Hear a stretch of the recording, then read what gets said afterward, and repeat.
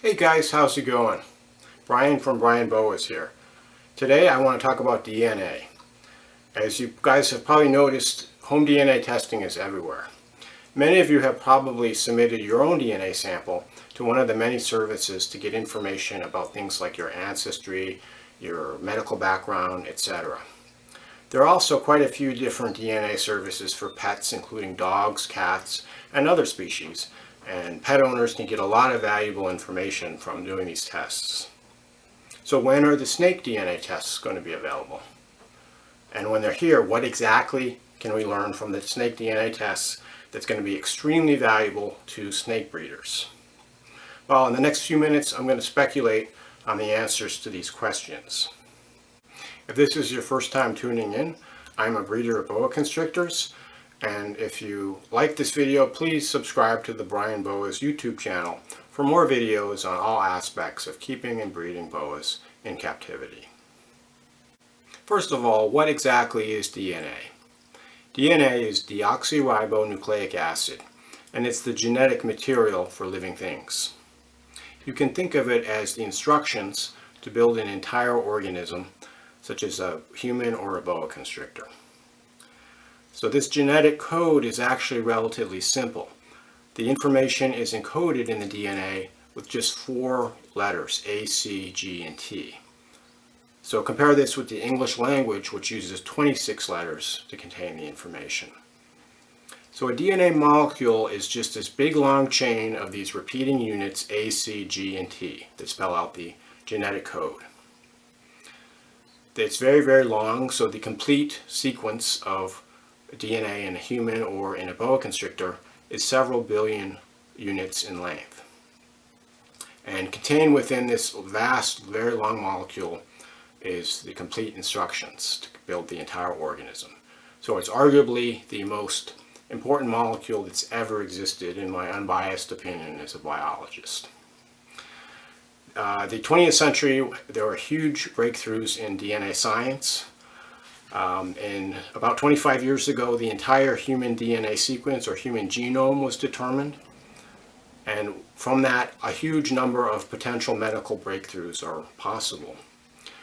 And the complete DNA sequence of the boa constrictor was also determined just a few years ago. So we have this blueprint of the entire boa constrictor genome, which we could potentially use for a number of applications, which I'll touch on. The first potential application I'm going to talk about is determination of ancestry or locality information of a snake. And so to illustrate this, I had to get out this animal. This is a 2015 holdback Pacalpa Peruvian boa. Hopefully this squirrel will be ready to breed in a couple of years. Just a very beautiful example. But the way that locality determination would work is you would submit a sample of shed skin, and they would extract DNA from that sample. They would compare the DNA information to a database of known individuals, so snakes of known locality, and they would determine which locality the genetic signature of this animal best matches. This is similar to the approach used by many of the human ancestry companies like 23andMe, or the dog breed determination companies like the Wisdom Panel. So if you submit a sample of DNA from your dog to the Wisdom Panel, they'll compare your dog's information to their database, and they can predict with pretty good accuracy what the breed makeup of your dog is, or if it's a purebred dog, if it truly is a purebred dog. So the Wisdom Panel has a huge database of samples. Well over 100,000 different dogs were tested to make this database. They tested dogs from hundreds of different breeds, thousands of mixed breed dogs. So they have this very, very large database to compare to. The larger the database is in any of this type of approach, the better the information is going to be, the more accurate the results. So with snakes, what we're talking about is, in theory, one could go to the different localities in Central and South America. They could find examples of different of the boa constrictors that live in that area. They could get samples, skin samples or blood samples to collect the DNA, and they could make a database of the different localities. So in order to accurate information, you would need probably at least dozens, if not hundreds, of animals from each locality to have a meaningful database. And so this would require a huge amount of travel. You could say, well, what about animals in captivity? Why can't we sample the animals in captivity for the database? Well, there's a couple issues. The first is many of these have been in captivity for several generations, and their purity cannot be assured. In addition, even if they are still pure, when you remove an animal from its natural environment and breed it for several generations, it's really not completely representative of the genetics of the animals living in the wild. The other issue is that for many locality boas, there really isn't that diverse of a population in captivity. So we don't have enough founder animals or enough genetic information to really define what that particular locality is in terms of DNA fingerprints. So for that reason, you'd have to go to the countries to collect this information. So it would take a huge amount of work for this person or persons to come up with all these samples. There are also a number of legal issues. Would the countries allow you to go to these out to the wild and sample their boa constrictors? So it would be highly unlikely, or it would be very difficult to do this type of exercise. So it probably would take many years. It would probably cost, quite a bit of money, to do this logistically. And then, a business would have to fund this, and ultimately they would need to make their money back in business of reptile keepers who are going to have their snakes analyzed. Unfortunately, although we love boas, the boa keepers are not nearly as many in number as dog keepers, so there's not that much of a demand compared to the market for dog DNA information. So as much as I would love to think about it, I really don't think that DNA ancestry determination for snakes or for boas is going to be available anytime in the near future. So for that reason, of course, it's very important to document as well as you can the precise pedigree of all your locality boas to assure that you can retain the purity.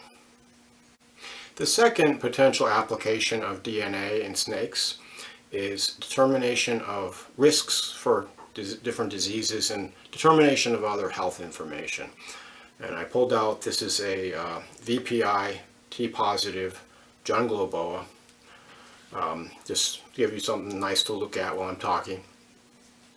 But the way that this would work is you would send a DNA sample from your snake, and they would predict whether it was susceptible to certain genetic diseases. And so this type of work is done a lot, for example, in dogs. You can determine if an animal is susceptible for hip dysplasia, and responsible breeders do not want to pass on this genetic defect to the next generation, so they don't breed animals that have these issues. And of course, a huge amount of research has been spent trying to determine human susceptibilities for different diseases. So unfortunately, the science of understanding of the genetic basis of diseases in reptiles is in its absolute infancy, and there's virtually no research that I'm aware of that's been done in this area. Even more commonly kept pets like dogs and cats, there's been very little research done on their genetic susceptibilities to different diseases. Although the wisdom panel, the dog panel I talked about, does screen for a number of different disease genes in dogs, and they tell you your results. Of course, most of the work has been done in humans because as humans we want to extend our own lives and cure diseases.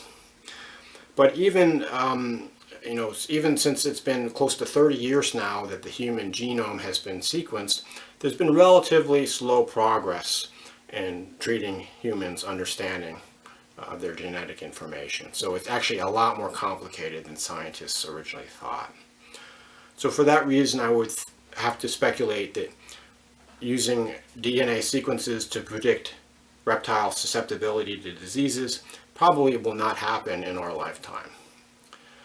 I will say, however, that there currently exists tests for infectious diseases that use molecular biology. There's a very good lab called Research Associates Laboratories in Texas, and they will screen at a very reasonable price. They'll screen whether your animal carries different pathogens like arenavirus, which leads to IBD, as well as different viral diseases and bacterial diseases. So you can send in a sample, and they will use molecular biology techniques to determine the results. I'm not being very optimistic so far for my predictions of when genetic screening for snakes will be available. However, there's one third application which I'm pretty confident will be available in the not too distant future, perhaps even in the next 5 to 10 years. And that's screening of snakes for heterozygosity for different morph genes. So this animal is a hypomoran boa, and she has a 50% chance of being heterozygous for the Cal albino gene. And I know this because one of her parents was heterozygous for the Cal albino gene. The other did not carry the Cal albino gene. So there's a 50% chance that it was passed down to her. Of course, you can't tell because this is a recessive gene, so just looking at her, there's no way to tell. And in order to find out, I'm going to have to cross her to a Cal albino animal. And then if she's carrying the gene, I would expect that 50% of the offspring, or about that, will be albino. If she's not carrying the gene, I would expect that none of the offspring will be albino. This is an animal was born in 2017, and she's probably got about another 2 years before I can pair her up. So 5 years is a pretty long time to wait to determine if your animal is carrying a gene.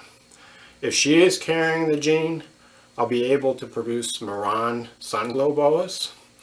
If she's not carrying the gene, what I'll get is Moran hypos, which are het for Cal, and then it could be another 5 years before I produce a Moran junglow boa. So it might be very valuable for somebody to know with certainty what the genotype of their animal is. The techniques behind genotyping an animal are actually really straightforward and have been available for quite some time. Over 20 years ago, I worked in a molecular biology lab, and we would genotype mice that were experimental animals to determine what genes they were carrying. The whole process only took about a day. So one could do this with a relatively small financial investment to set up a lab. I'm guessing somewhere around $50,000 to $100,000. We have the complete boa constrictor genome sequence, so we have the genetic information that we could use to design the tests to determine whether they're carrying these recessive genes. And so once the lab was set up, the person testing could probably offer the tests for something like $50 or $100 a test. So relatively inexpensive, considering you could save waiting 5 years to do the cross. So this could happen now. It would just take a person or a group of people that are interested and have the financial backing to set up the lab. And in fact, I believe there are several labs that are working on offering this kind of service, and hopefully it'll be available in the next few years. So I wanted to show you one more animal before this video ends. This is a boa constrictor longicauda. This is a 2016 female, one of my favorite animals in my locality collection. She's just getting darker and darker as she grows up. Just a very beautiful dark animal with just really gorgeous face markings. I'm looking forward to hopefully pairing this girl up in about another 2 years. So in my research for this video, I did come across a lab that's known as Rare Genetics Inc. that is currently doing some genetic screening of snakes and other reptiles. And I want to say I don't have any affiliation with them. I haven't used their services. I've just came across their website. And I found it interesting, some of the services that they offer right now. The first is sex determination. You send in your sample from your reptile and they determine the sex. So boa constrictors are really easy to sex with a number of very simple and straightforward methods. However, some other species of reptiles aren't. So it's very convenient to be able to send a sample off, and for an inexpensive amount of money you can determine what sex it is.